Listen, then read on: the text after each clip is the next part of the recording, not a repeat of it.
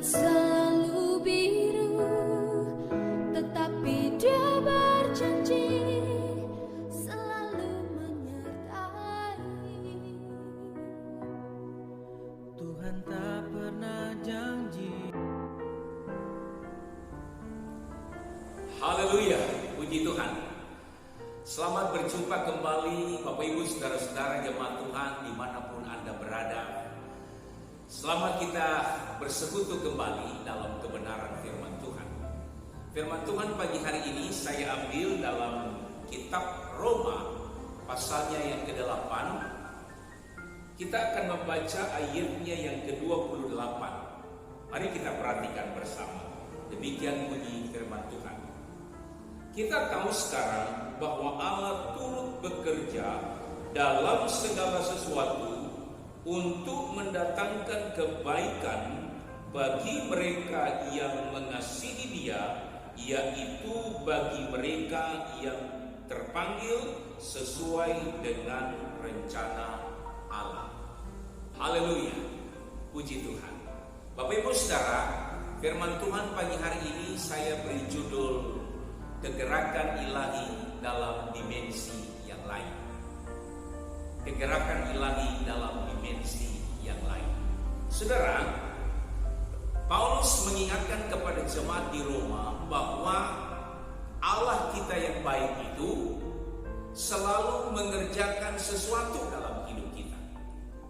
Dan ketika Allah mengerjakan sesuatu dalam hidup kita, maka apa yang dikerjakan oleh Tuhan, Dia turut bekerja dalam hidup kita.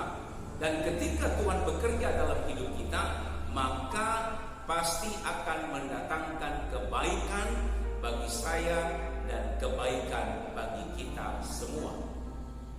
Nah, saudara-saudara yang saya kasihi dalam Tuhan, seringkali kita memaknai kerja Tuhan, kita memaknai kegerakan Allah dalam hidup kita itu hanya sebagai penolong, penyelamat.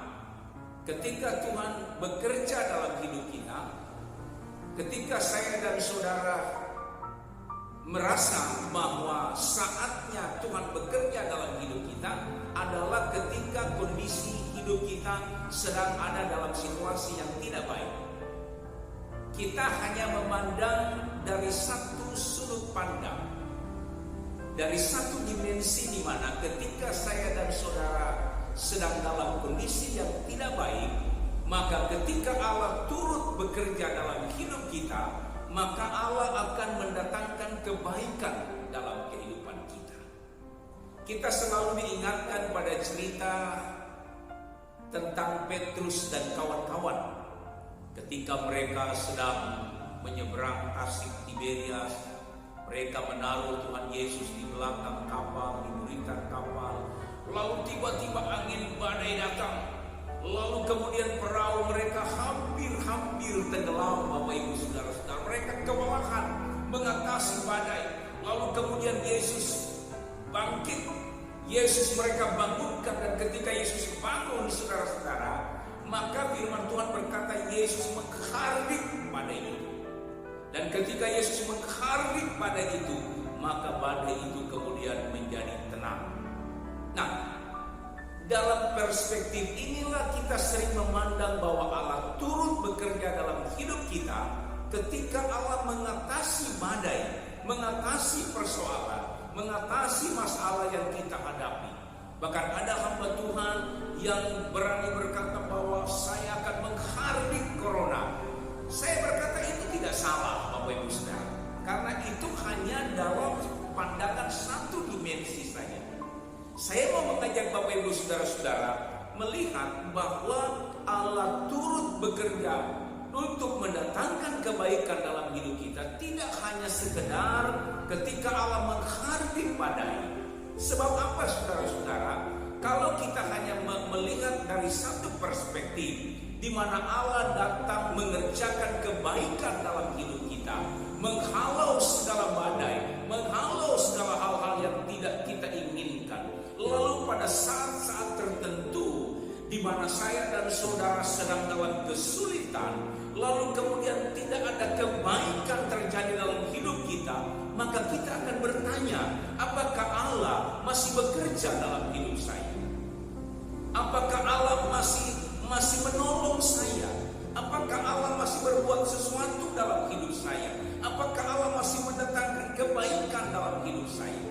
Banyak orang Kristen yang gagal paham, Bapak Ibu Saudara. Ketika mereka sulit, mereka menganggap bahwa Allah betul-betul tidak bekerja dalam hidup mereka. Kenapa? Pertanyaannya kenapa? Karena kita sering memandang bahwa penyertaan Tuhan, kerja Tuhan, kegerakan Tuhan itu sifatnya hanyalah ketika Tuhan menghardik badai menyelesaikan persoalan kita. Bagaimana kalau seandainya Tuhan sendiri yang mendatangkan badai itu? Saya mengajak Bapak Ibu Saudara-saudara kepada cerita tentang Nabi Yunus. Ketika Tuhan menyuruh dia pergi ke Niniwe melakukan tugas di sana, lalu kemudian Nabi Yunus dia membangkang. Dia lari tinggalkan perintah Tuhan. Dia justru mengambil arah yang lain untuk meninggalkan Niniwe. Lalu kemudian Alkitab berkata ketika Yunus dalam perahu hendak meninggalkan perintah Tuhan, lalu kemudian Tuhan datangkan badai. Badai begitu besar. Untung saudara-saudara Yunus sadar bahwa Tuhan yang mendatangkan badai itu, sehingga Yunus harus dilemparkan keluar dari perahu itu supaya badai itu tenang. Saya mau katakan inilah cara Allah bekerja, tapi dalam dimensi yang lain, dalam sudut pandang yang lain. Bukan hanya Allah menghardik badai, bukan hanya Allah membuat segala sesuatu menjadi tenang, tetapi kadang-kadang Allah mengerjakan sesuatu di luar nalar kita, di luar dari cara kita, kebiasaan kita. Justru Tuhan mendatangkan badai, Tuhan mengerjakan sesuatu untuk kebaikan kita, tetapi bukan menghardik badai, justru Dia mendatangkan badai. Untuk apa Tuhan mendatangkan badai kepada Yunus? Untuk menyadarkan Yunus, untuk mengingatkan Yunus bahwa Yunus telah salah mengambil jalan. Nah, saudara-saudara yang saya kasihi dalam Tuhan, seringkali kegerakan Tuhan dalam hidup kita yang selalu mendatangkan kebaikan bagi kita, saya mengajak mari kita memaknai itu sebagai cara Allah bekerja, baik ketika Allah menghardik badai maupun ketika Allah justru mendatangkan badai. Dua-dua adalah cara Allah bekerja untuk mendatangkan kebaikan bagi kita. Kalau Tuhan datang menghardik badai, membuat segala sesuatu menjadi tenang, hidup kita justru menerima pertolongan Tuhan, justru hidup kita menerima pembelaan Tuhan, mari kita sikapi itu dengan mengucap syukur, berseru dan berterima kasih kepada Tuhan, sebab Dia telah mengerjakan pekerjaan yang baik dalam hidup kita dan mendatangkan kebaikan itu. Tetapi bagaimana jika Tuhan mendatangkan badai? Bukan berarti Tuhan tidak bekerja dalam hidup kita. Justru Tuhan mendatangkan badai ini adalah cara Tuhan untuk apa, saudara? Untuk mengingatkan kita, supaya kita introspeksi hidup kita. Mungkin saja ada kesalahan kita, mungkin saja ada kekeliruan kita, dan ketika Tuhan bekerja dengan mendatangkan badai, maka biarlah kita mengambil sikap untuk menaruh hidup kita di bawah kaki Tuhan dan melakukan pertobatan di hadapan Tuhan. Yunus harus bertobat, sebab jika tidak, Yunus tidak bertobat, maka Tuhan terus akan mendatangkan badai dalam kehidupannya, kesulitan dalam kehidupannya. Kesulitan yang Tuhan berikan, badai yang Tuhan berikan justru untuk mendatangkan kebaikan dalam kehidupan Yunus. Nah, pagi ini saudara-saudara, saya tidak tahu dalam perspektif mana kita memandang cara Tuhan bekerja. Yang jelas Allah tetap turut bekerja dalam hidup kita, Dan ketika Allah turut bekerja dalam hidup kita, pasti akan mendatangkan kebaikan bagi kita. Itu sebabnya saudara-saudara, sekali lagi saya ingatkan pagi hari ini, kalau Tuhan datang menghardik badai, kesulitanmu, persoalanmu, Tuhan datang menyelamatkan hidupmu, Tuhan menjadi penolong dalam hidupmu, bersyukurlah kepada Tuhan, sebab Dia sedang mengerjakan pekerjaannya dalam hidup kita, dan itu mendatangkan kebaikan bagi kita. Tapi sebaliknya saudara-saudara, tanpa kita sadari, tiba-tiba ada badai menghantam hidup kita, ada persoalan datang menghantam hidup kita. Kita sudah berdoa, kita sudah berpuasa, tapi badai itu tidak kunjung pergi dari hidup kita. Maka ingat saudara, jangan-jangan Tuhan sedang bekerja dengan caranya sendiri, dengan memberikan justru badai itu dalam hidup kita, supaya kita sadar dan bertobat di hadapan Tuhan. Saya tidak tahu apa yang sedang kita hadapi hari ini. Virus corona yang begitu luar biasa. Begitu banyak gereja berdoa menghardik supaya virus corona ini pergi dan tinggalkan kita, pergi dan tinggalkan dunia ini, tinggalkan Indonesia ini.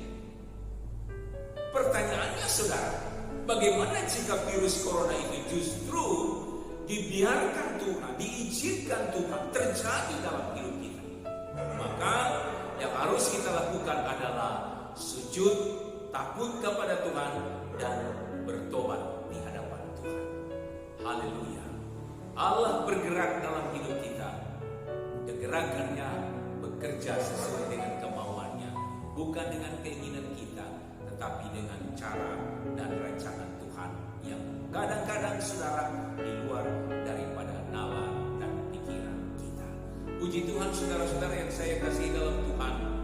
Saya percaya Bapak Ibu saudara-saudara pasti dapat mencerna dengan baik apa yang saya beritakan pada kesempatan pagi ini. Sekali lagi, mari kita sikapi cara Allah bekerja.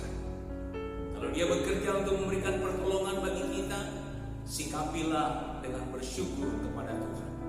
Tapi jika kita harus menerima badai itu berturut-turut dalam hidup kita, kita sudah berupaya untuk berseru kepada Tuhan, tapi badai itu tetap datang dalam hidup kita.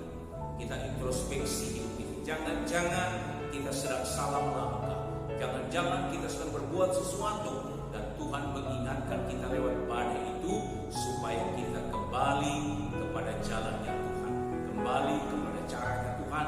Dan saya percaya apapun cara Tuhan bekerja dalam hidup kita, pasti akan mendatangkan kebaikan bagi kita semua.